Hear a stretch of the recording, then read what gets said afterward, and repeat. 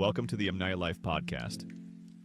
Today we will talk about the tough reality of being passed over for a promotion because of English anxiety, how fear in key workplace moments can silently undermine your career, and what it takes to reclaim your confidence. I'm your host, Jack Smith, and I'm here with Jia-wen, who has an incredible story to share about her English learning journey. Jia-wen, thanks so much for being here today. Thank you, Jack. I think a lot of people are afraid to admit how much English anxiety can affect our jobs, especially when you know the work, but freeze in English. It's not just embarrassing. It really can change the direction of your whole career. I hope my experience helps others feel less alone. It's such a huge issue. I see talented employees who know their jobs inside and out, but one meeting, one presentation, and suddenly that's the only thing management sees. Why do you think English is such a pressure point in the Taiwanese workplace? To be honest, there's a belief here that if you can't express yourself confidently in English, you're not leadership material. My last company had international clients, and as soon as English was required, everyone would silently hope not to be called on. Like, you work hard for years, but one moment of anxiety can erase all that effort in the boss's eyes.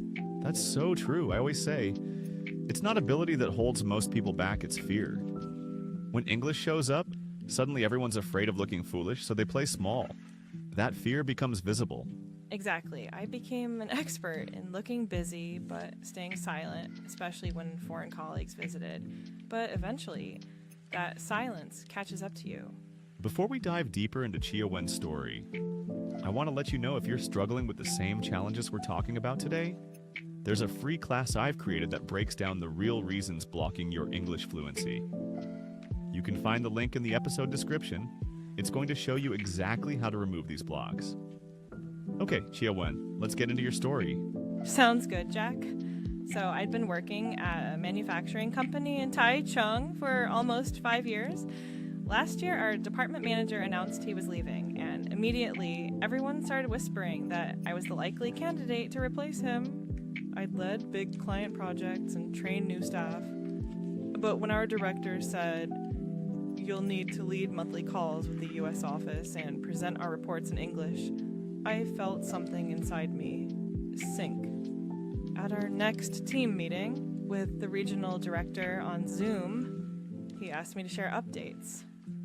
My mind went totally blank.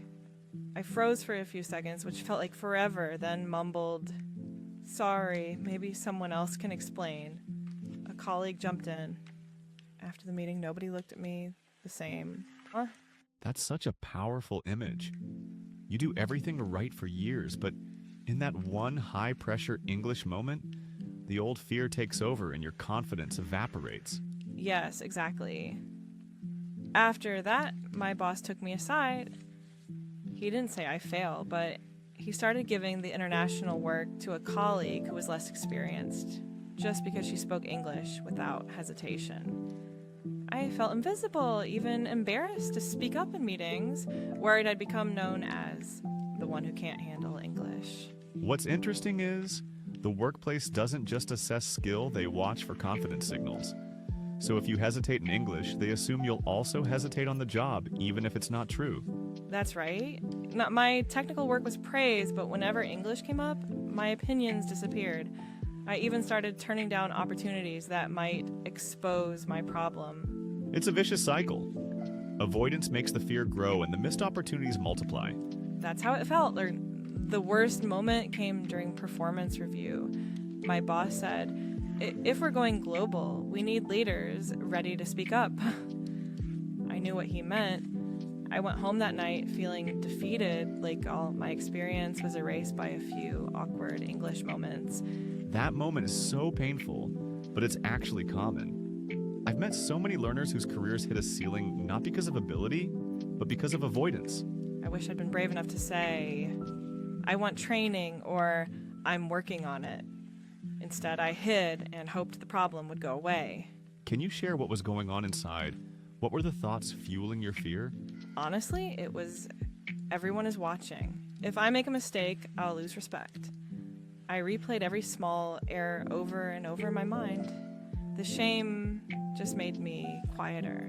That pattern hyper-focus on mistakes magnifies the anxiety and blocks growth. It becomes not just about English, but your self-worth at work.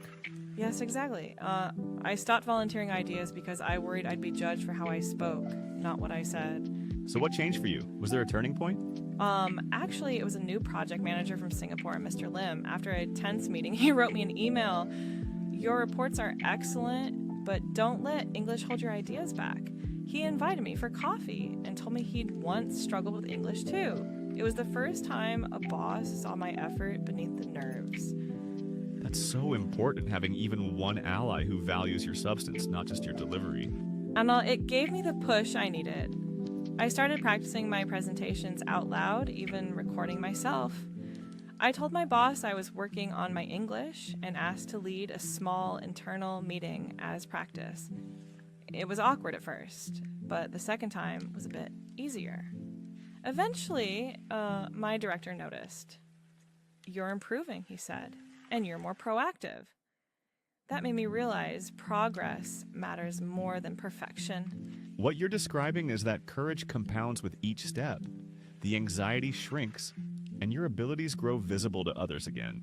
Yes, and the more I pushed through the discomfort, the more I learned I could survive embarrassment and still belong. For everyone listening who feels stuck at that English ceiling, can you share 3 practical steps that helped you break the cycle and get noticed for your real value?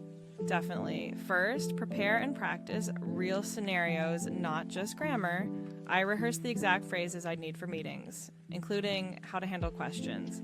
That's effective because it reduces the unknown and builds muscle memory for those high-stress moments.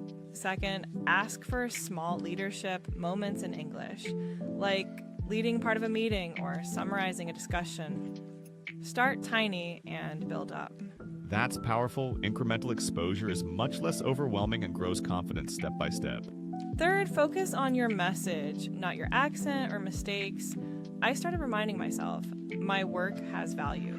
That made it easier to speak up even imperfectly. Such a great reframe. When you shift the focus to what matters, nerves start to fade. Exactly. Every small try made my fear smaller and my opportunities bigger. Jia-wen, your story proves that your career isn't limited by English proficiency. It's limited by avoidance and self-doubt. Courage, not perfection, is what changes the game. Thank you, Jack.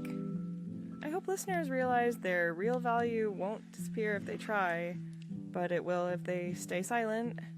Bravery grows one step at a time.